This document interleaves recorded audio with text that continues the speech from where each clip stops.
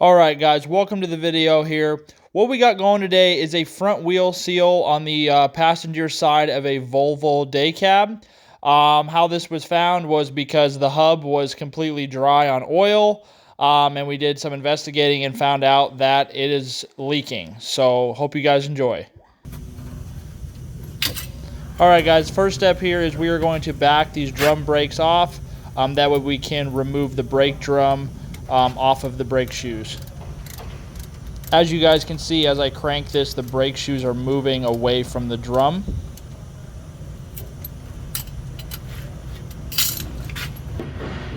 So I'm using this jack here, guys, to help me get the brake drum off. These front drums are a lot lighter than the rears, but still, you don't want to be breaking your body if you don't have to. Use equipment if you have it. All right, guys, so we're looking at this wheel hub and the wheel seal from the outside. That dark gray ring, I have slowed this down so maybe you can see. There is what is left of a little bit of moisture. There's actually moisture on that. It's beyond sweating. It is actual moisture. You really can't see it that well from the footage. But if you look on that bottom right section, that's where it was. Like I said, this hub was basically completely out of oil. So nobody ever even checked it or bothered to put oil in it, which is super dangerous because literally it will melt off and it can literally eject from the truck and go flying off and kill somebody. So super dangerous there. But the good news is, though, is since they ran it out of oil, there wasn't enough oil spraying all over the place to ruin the brake pads. All right, guys, next step is to take off this hubcap. Since there's no oil in it, really nothing will come out, as you'll see. Got to give her a little persuasion. As you can see, guys, there's like no oil coming out of this hub.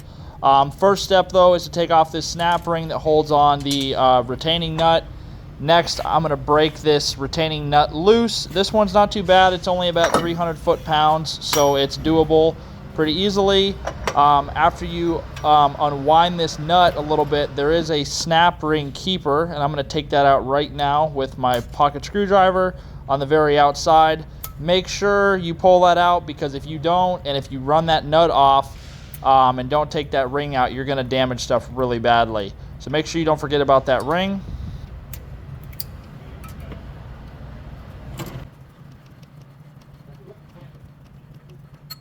Now that we got the nut off, next step is to take the washer out that sits in between the nut and the outer bearing. Now we're going to get out the outer bearing, guys. Always be careful when you do this. You don't want to drop the bearing. I like to use a magnet to try to pull it to the edge, and then I will usually use a pocket screwdriver to basically just pop it out. Some guys grab the whole hub and yank it. I don't like to do it that way unless I absolutely have to. Next, we're going to lightly give this hub some persuasion to get it off. It's moving really easily, and I'm not really hitting it that hard, so it'll come off easily.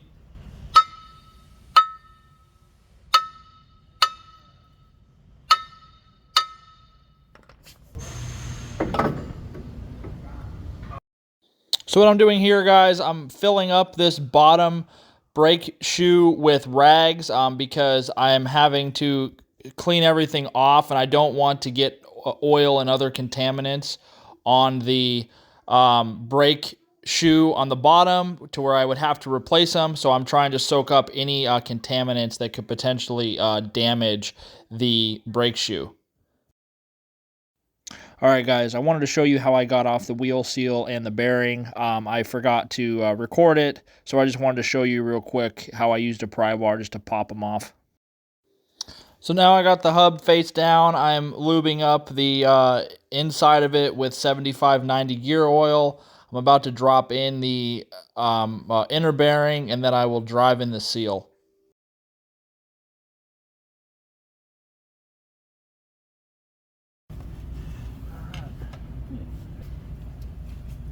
Let's fucking drive her home.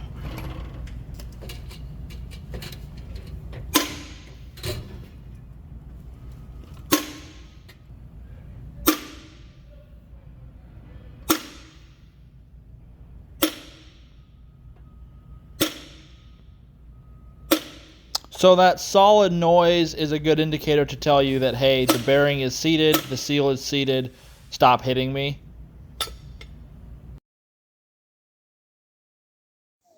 Now I'm sliding the hub back on the spindle. I already lubricated the spindle, and all that black stuff on that, guys, is from where it was literally burning up from not having oil.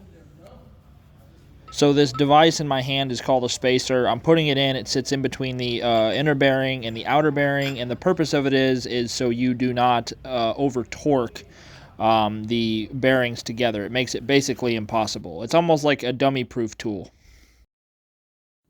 Now I'm lubricating the outer bearing, and I'll just slide it right in.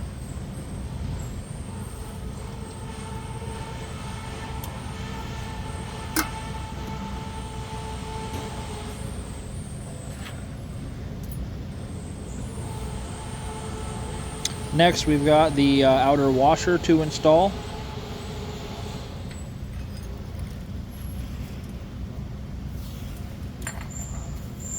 Next, I will reinstall the hub nut, and that holds everything together.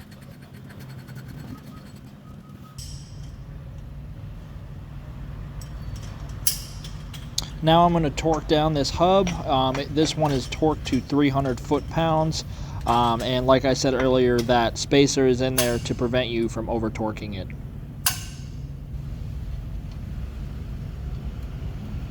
Now the last two things that go into this assembly is a snap ring type ring that I'm installing now. You line up the tab with whatever hole is available to lock it into. There's 3 available holes, and then after that I will install a keeper ring that sits on the very outside of the hub.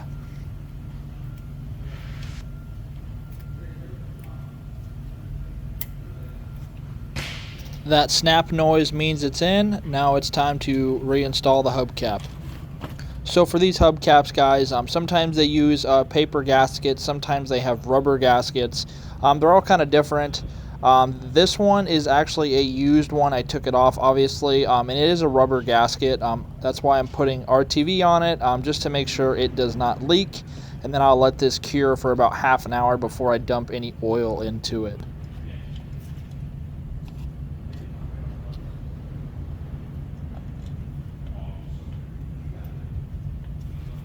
Now I will install these bolts all finger tight.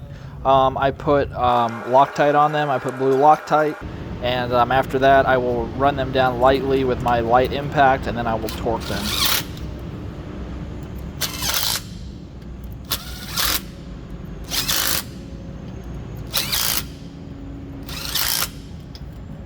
Now I'll use my torque wrench, and I'm going to torque them all down to 16 foot-pounds.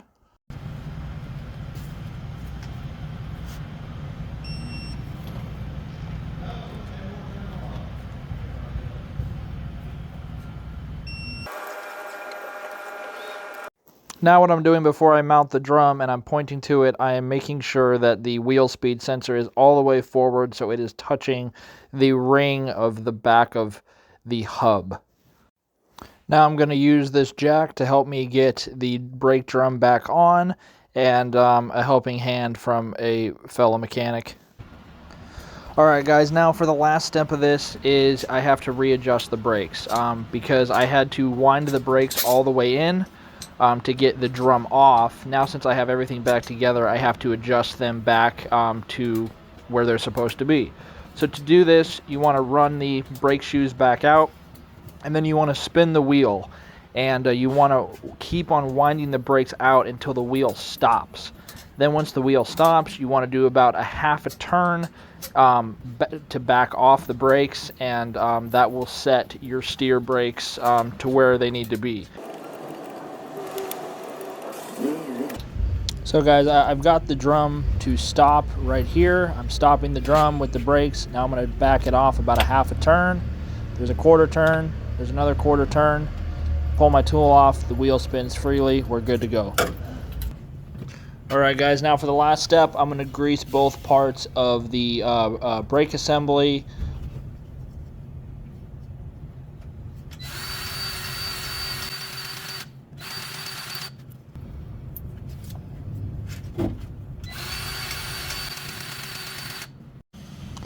Alright guys, now we have to fill it up with oil. This process takes anywhere from about 25 minutes to about 45 minutes.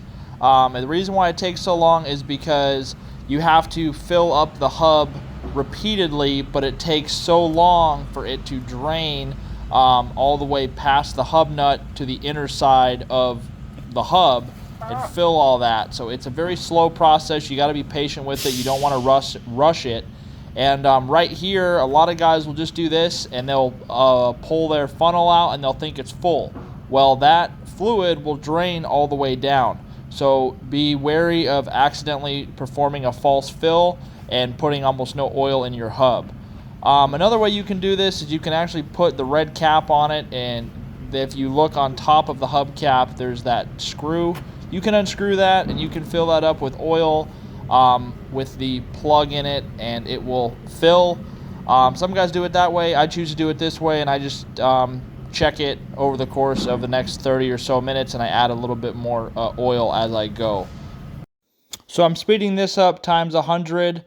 You can see that as I keep adding oil, it keeps lowering and keeps lowering over and over because it's filling up that hub.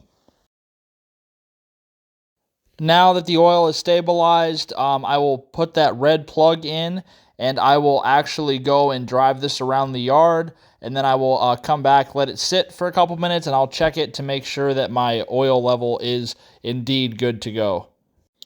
Alright guys, that is going to sum it up. I hope you guys enjoyed this video. If you have any comments or questions, please don't hesitate to throw them in the comments section. If you enjoyed this video, please shoot me a like and a subscribe, and stay tuned for more content. Thank you.